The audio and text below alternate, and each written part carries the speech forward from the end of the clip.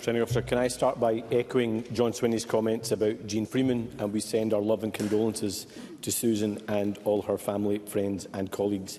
As I said in this chamber yesterday, I will forever be thankful, as will the families and doctors at the Queen Elizabeth, because Jean Freeman was willing to listen, she was willing to learn and she was willing to act. And we thank her for her service to our country and also to our NHS. For weeks, John Swinney has denied political pressure was applied to open the Queen Elizabeth University Hospital before it was ready. But on March 29, 2015, John Swinney told SNP Conference, weeks before an election, that in relation to the Queen Elizabeth University Hospital, that, and I quote, "with the SNP government on time and on budget is the rule, not the exception." Weeks later, this independent report was received that stated the Children's Hospital was not safe, that there was high risks of infections and therefore high risk to life for immunocompromised patients. That report was ignored and the hospital opened anyway.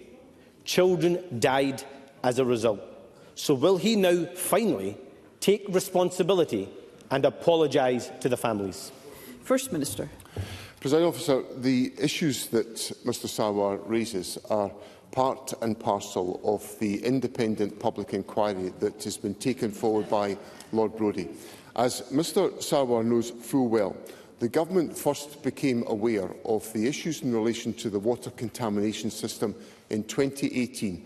That information is all in front of the inquiry, and it is for Lord Brodie to consider these issues as part of the independent inquiry. The Government established that independent inquiry to undertake that process, and we shall leave Lord Brodie to do exactly that. Anas Sarwar. Presiding Officer, he is denying reality and continuing to mislead this Parliament. So let's look at the evidence.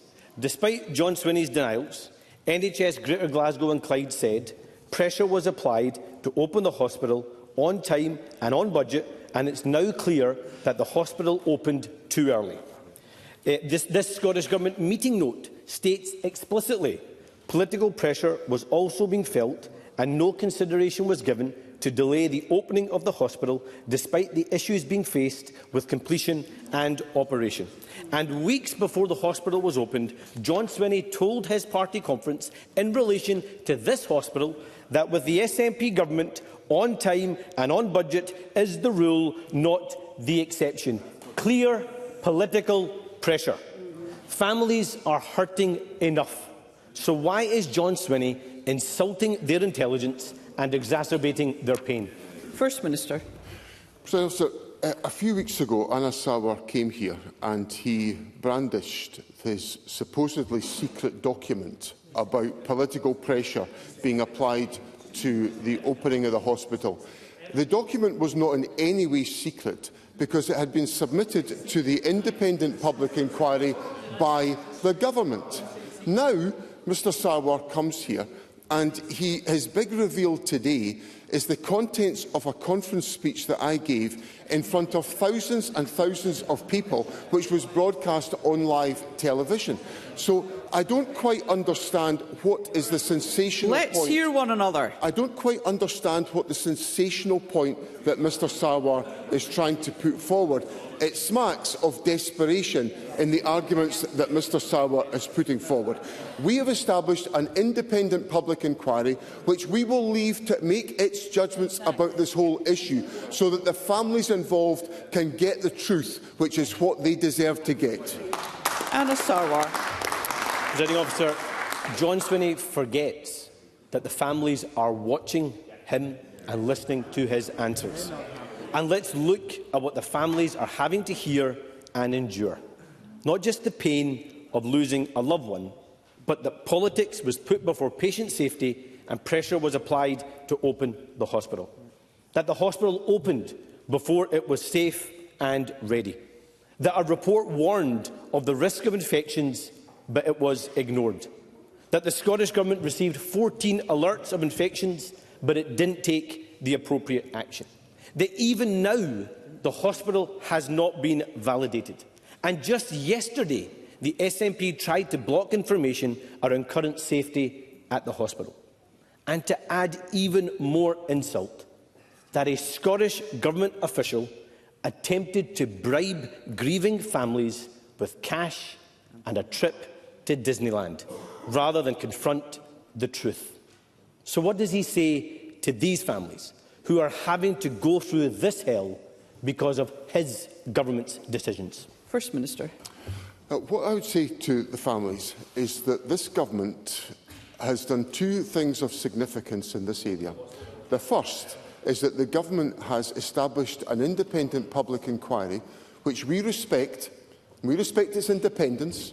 We will not tolerate political interference in the inquiry, as Mr Sarwar has tried to do. We won't play the politics with the inquiry. We won't interfere with it. We'll allow Lord Brodie to undertake his steps. And then the second thing that the government has done is where we become aware of issues of concern, we act. And we did that in relation to the Edinburgh Sick Children's Hospital, where we intervened to stop its opening because we were aware of information. And Mr Sarwar knows full well that the government was not aware of the information that he puts to me. Now, the last point I want to make, Presiding Officer, is that Mr Sarwar has made many comments about the Queen Elizabeth University Hospital.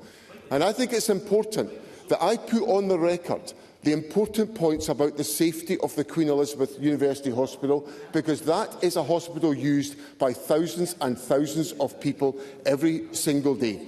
The independent inquiry heard from the independent expert Andrew Poplett that the water system management is now, and I quote, extremely well managed, close quotes, with, and I quote again, significant improvements made.